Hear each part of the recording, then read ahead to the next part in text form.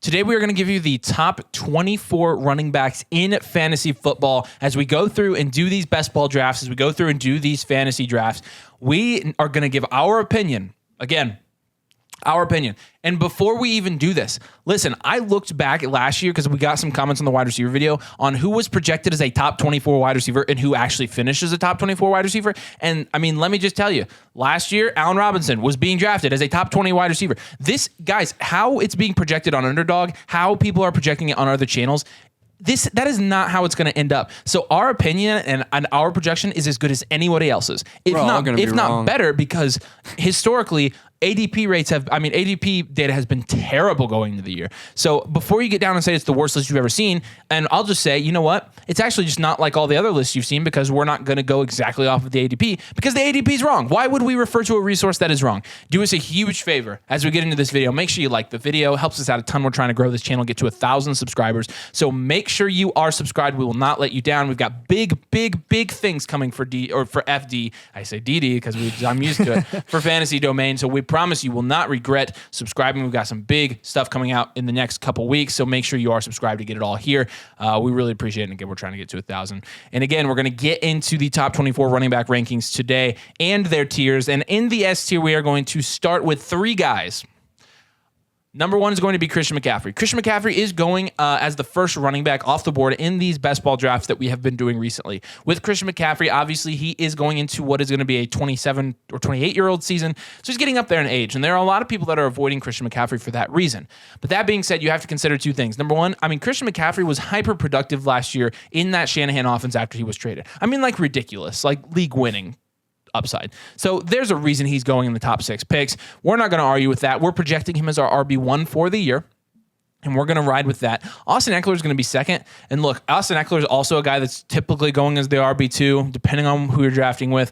And right now, we're a little bit split on Ekeler, and by we, I mean me, but these guys are just as convinced as they were last year for good reason that Ekeler is going to come out and produce like an absolute madman. He's in a good offense, and again, the best offenses produce the best running backs in fantasy. This is going to be no exception. He has PPR upside like you've never seen, not to mention he's playing at like a 50% snap share rate and still like being one of the most efficient fantasy scoring backs we've ever seen from a receiving standpoint.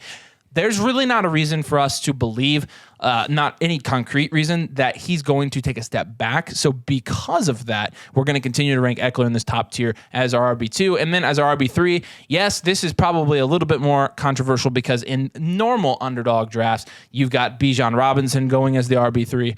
Jonathan Taylor remains one of the best values in these drafts because you're getting him now in the mid to late second of these drafts. I'm drafting him there all the time, every draft. I just did the Chihuahua. I had a couple entries.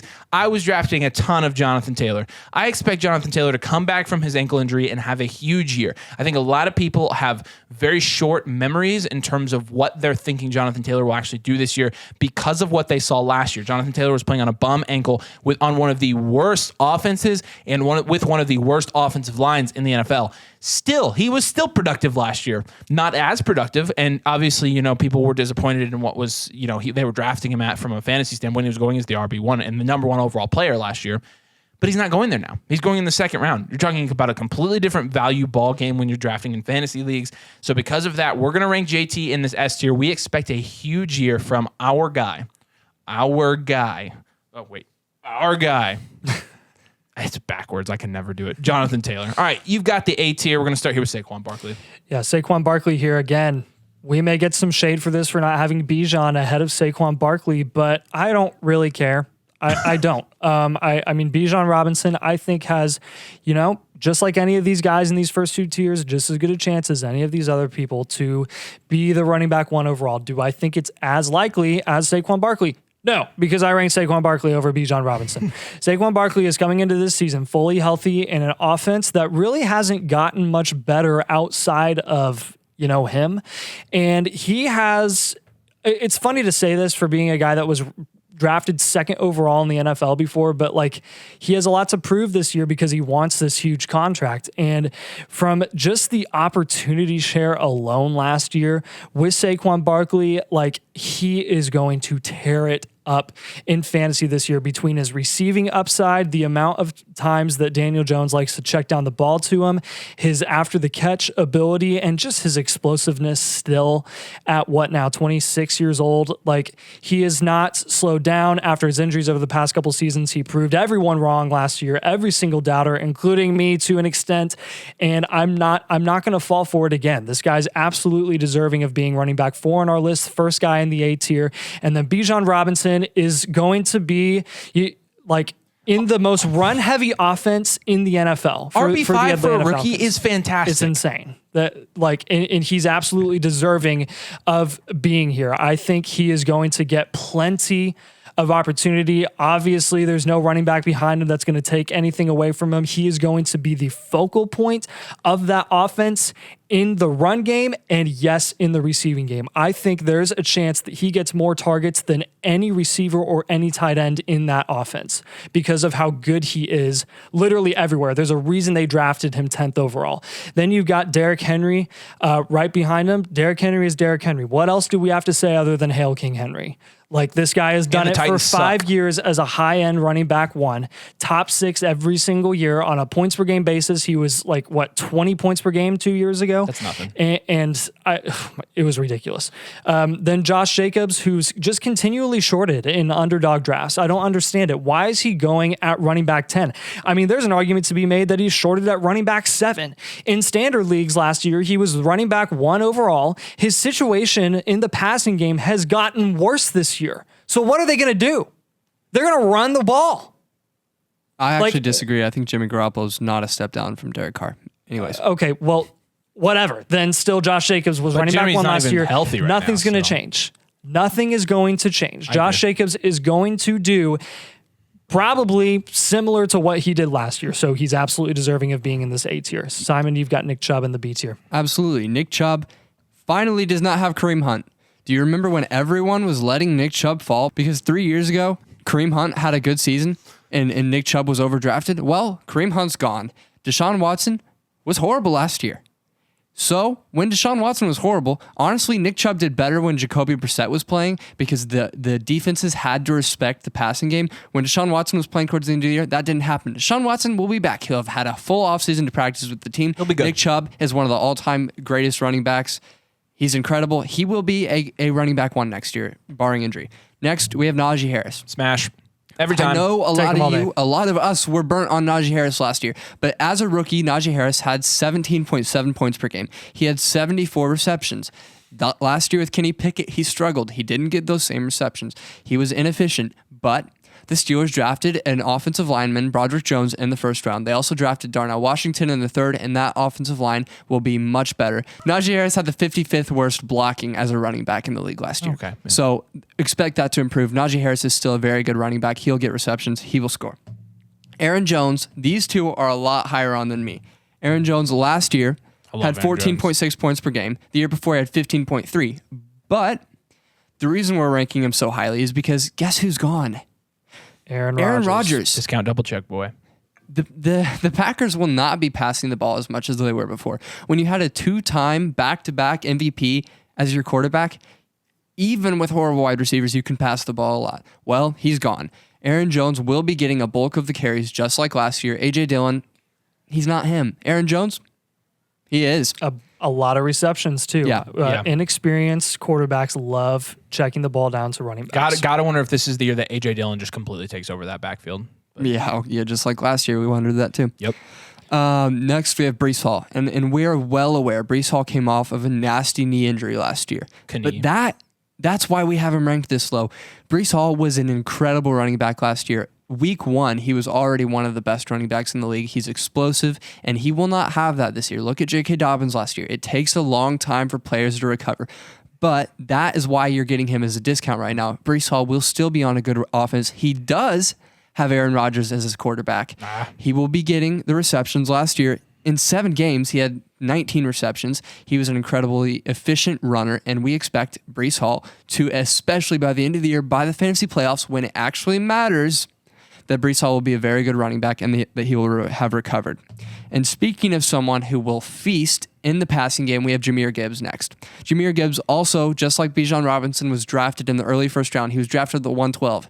An NFL team does not draft a player that high and not plan to use them unless you're a bust. But we don't expect Jahmyr Gibbs to be a bust. He will get passes in the short to intermediate game. He will operate from the slot. He is an explosive player, and we absolutely are drafting him. We are smashing him at ADP of running back 13 on Underdog right now. He's an incredible player. If you watch this film, you know that. Yeah. Enough said. I mean, don't be afraid of DeAndre Swift's lack of success in the Lions offense. There's a reason they moved on from him and drafted Jahmyr Gibbs so freaking high. And I'm seeing a lot of tweets. This has been like the stupid Twitter topic of the week on fantasy Twitter. Who will score more points, David Montgomery or Jahmyr Gibbs? I'm like, the one in a PPR leagues that's catching passes. Yeah. So we say we smashed Jahmyr Gibbs. He's our RB12. He's on RB13 at cost on Underdog. So it's not a huge difference, but the difference is we're fading David Montgomery a lot more than other people. So we actually believe his ceiling. I mean, if you're in a half PPR league, Jahmyr Gibbs is not as valuable. You have to. That is notable because he is going to be good in the receiving game. Same reason why you'll see with ETN half PPR leagues on Underdog, players that receive and catch passes. Yeah. They move down. That's a good thing to note for sure. Yeah.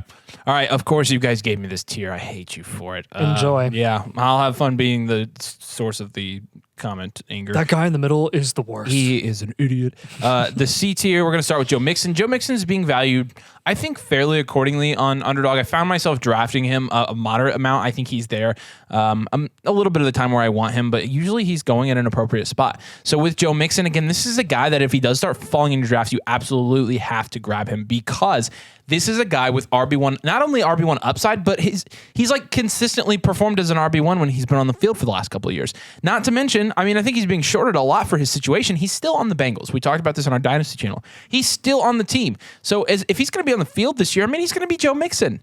He had a 14% target share in that offense last year. So this is somebody, I think, if you're going wide receiver early, like you kind of have to in these best ball drafts, because everybody takes wide receivers, Joe Mixon's a really good running back to throw in there. Ramondre Stevenson's going to be a guy that's going way higher on Underdog than he is on this list, and we have some legitimate concerns with his value, and this is why we have him lower. One of the main things that we're worried about, number one, is that when Damian Harris actually came back last year, you saw Ramondre get put in Bill Belichick's doghouse and produce a lot less than he was at the beginning of the season. We think that although Damian Harris is gone from New England, they are likely to sign a Leonard Fournette and Ezekiel Elliott, somebody like that that's going to be used in the red zone. And a lot of people are going to say, well, even if they sign Ezekiel Elliott, Ramondre is way better and he's still going to be the PPR back, and you said PPR backs are valuable. True. However, if they were to sign Ezekiel Elliott, what I would be most worried about from that standpoint is Ezekiel Elliott taking away the red zone touches for Ramondre Stevenson. And while Ramondre Stevenson can be a productive back without those red zone touches, he's only going to be so productive. Right now, I would say it's pretty likely they sign somebody. This is why he's ranked this low. We understand people are high on him. He's not somebody that I'm personally drafting at the end of the second in these best ball drafts. And Tony Pollard going in the same. Jonathan Taylor. It's crazy. I mean, there have been drafts where they are going like back to back. Wow. Tony Pollard's another guy, and we've made it very clear. I'm on our Do Not Draft These Running Backs video, so I won't go into a super detail other than I hate him as a fantasy asset, and I never want to draft him in my life. We will do a statistical breakdown video on why we don't think Pollard is a great fantasy asset this year. We'll need to do a dedicated video for that. So we will, because we have a lot of data that we gathered to try to make that conclusion. But with Tony Pollard, again, we're avoiding him at ADP. We're ranking him significantly lower here than he's ranked on Underdog. So if you are doing these drafts, we're suggesting that you pivot to somebody else, especially because Pollard is going above Derrick Henry, and we have them two tiers apart. It's just that simple. So you have to someone else. Just take Derrick Henry. Yeah. I mean, I promise. All right. Miles Sanders is going to be next on this list.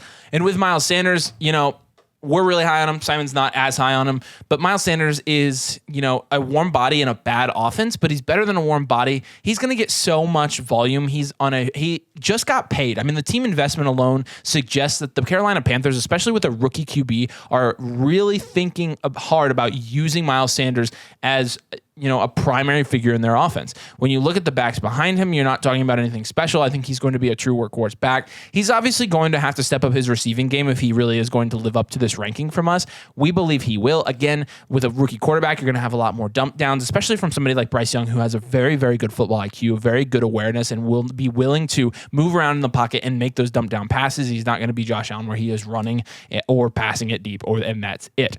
Although Josh Allen's great, I mean, that's the disadvantage of having a running back in Buffalo. We didn't even put James Cook on here, did we? Nope. No, he shouldn't be. He shouldn't be there. All right. Next guy's going to be Kenneth Walker. With Kenneth Walker, again, this is probably somebody that's ranked a little bit higher. Kenneth Walker, we think Zach Charbonnet is not irrelevant. Not irrelevant at all. We think they brought in Zach Charbonnet because they weren't getting the receiving production out of Kenneth Walker that they would have liked to, and he wasn't excelling in that area of the game. Why else would they have spent a second-round pick on a running back if they really believed in Kenneth Walker that much? Now, that being said, is Kenneth Walker still a very good piece for your fantasy teams this year? Absolutely. However, with the cost that's being put on Kenneth Walker, we're not taking him at price. We like a lot of these guys better than Kenneth Walker from a production standpoint. And James Conner, we like almost as much. James Conner is... I don't really see it. James Conner, I understand he's higher on this list way higher on this list than Underdog. But with James Conner, I mean, he's going to be a guy that is on an offense without Kyler. When you look at his splits without Kyler Murray last year, he was extremely efficient, extremely productive. Just 2 years ago, he was an RB1. I think it was like the RB6 or 5 in fantasy leagues. And in a terrible offense, James Conner's still a good back. He's still under contract. I mean, he's going to get the majority of the workload from the backfield. And again, when you have a team that has an injured quarterback, that has a bad offense, that's going to be extremely valuable. We think James Conner is going to be in for a massive year, and he could potentially be a league winner in round 9 of your fantasy and best ball drafts because people are kind of sleeping on him. So, all right, we're going to move down to the D tier and start with a guy that's really low for us. We got to defend this. We got to defend this. And there's a lot of reasons why this is the case, why ETN is in the D tier. So for him, one of his greatest skill sets, one of the biggest reasons why he is being drafted so high in fantasy drafts is because of his receiving upside. Well, the Jags just keep bringing a ton of wide receivers in. I mean, you guys are so high on Calvin Ridley. Everyone's so high on Calvin Ridley. You put Christian Kirk on top of that. You put Evan Ingram on top of that. And then you put a lot of wide receiver depth on top of that. And there's just not going to be, in our opinion, as much receiving opportunity for ETN this year. Not to mention, we don't want to have recency bias, but there was enough of a sample size last year where it literally was like more than a third of the season towards the end of the year where Travis Etienne in the run game got significantly less efficient if you look at his game log, and significantly less snap share and less targets overall. Like he wasn't even his receiving upside, which he's supposed to be known for. I mean, he had 0, 3, 0, 3, 3, 3 and 2 targets over the last 8 games or 7 games. So that doesn't sound like a PPR back to me. That doesn't sound like a PPR back to me at all. Not to mention they bring in Tank Bigsby, who has significant investment from the team. Like, he's going to take away some carries in that offense as well. He's known to be more of a power back as well. So I think there's going to be some split time there. That means that ETN's ceiling could be capped. And I don't really want to touch that right now where he's going on Underdog. Next up is going to be DeAndre Swift, who I am very, very high on comparatively to these two guys. I really push for him to be up here in this D tier in front of the guys behind him. DeAndre Swift last season on a points per game basis was 15th in the NFL. So 15th in an offense where he significantly disappointed and got totally blown up by Jamal Williams, like every single touchdown taken away from him. He is now going into an offense who supported a running back 1 or high-end running back 2, depending on if you're a standard or PPR last season, in that offense last year.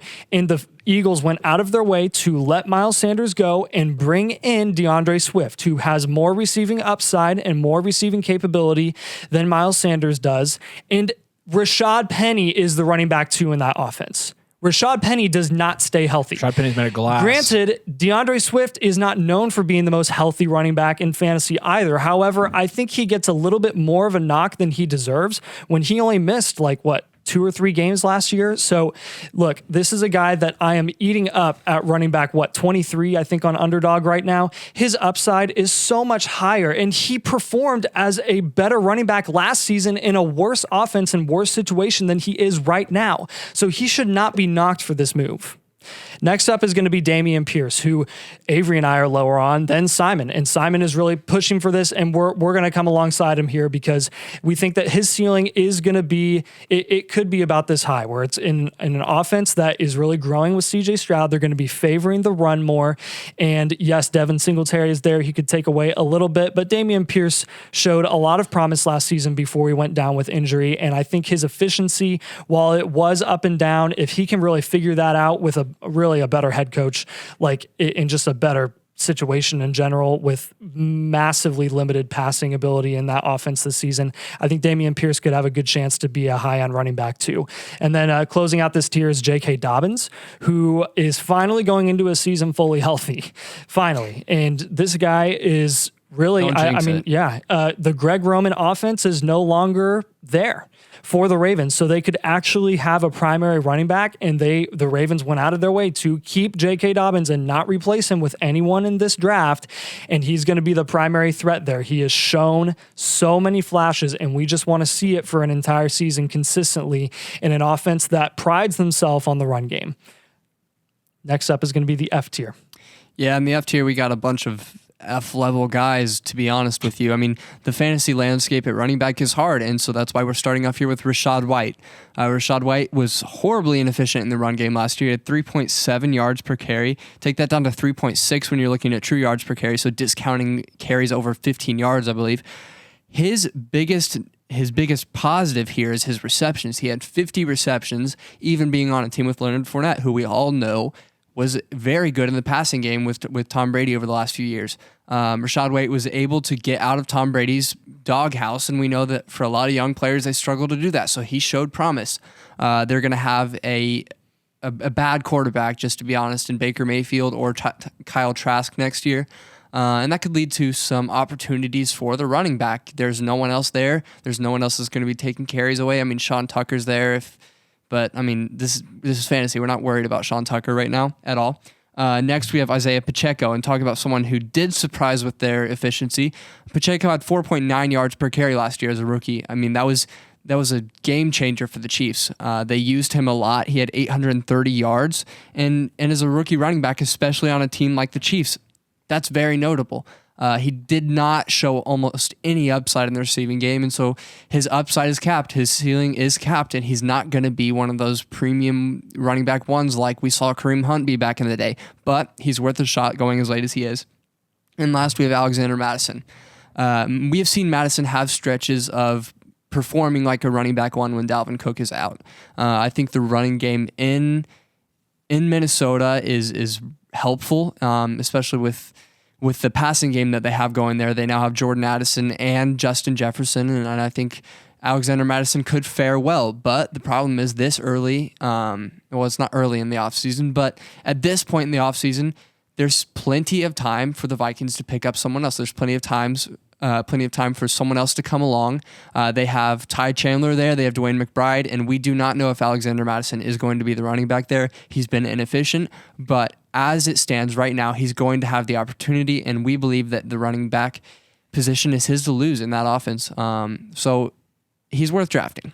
There you have it. Those are our top 24 running backs in fantasy. And look, this is our first draft, so we're going to be doing this, leading up to the NFL season continually, doing more research, making sure we're revising these based on what our research turns up. So this is not set in stone. We understand you're not going to agree with everything. We know that we are going to get a noticeable amount of hate on this one. We understand that. However, again, please do remember the fantasy season never sorts out how the ADP does at the beginning of the year. So what you're seeing on Underdog Draft is not it's not an accurate representation of how it will play out. We're trying to guess where the variations, where the fluctuations will be in values and in points scored. So we're trying to put that together, and this is our best guess. So do us a huge favor and make sure you like this video. It really, really helps this new channel. And make sure you're also subscribed. We're trying to get to 1,000 subscribers, and we cannot do that without you. We super appreciate all the support we've gotten so far, and we really appreciate when you do those two things as well. We really appreciate you watching as well. Thanks for joining us, and we'll see you later.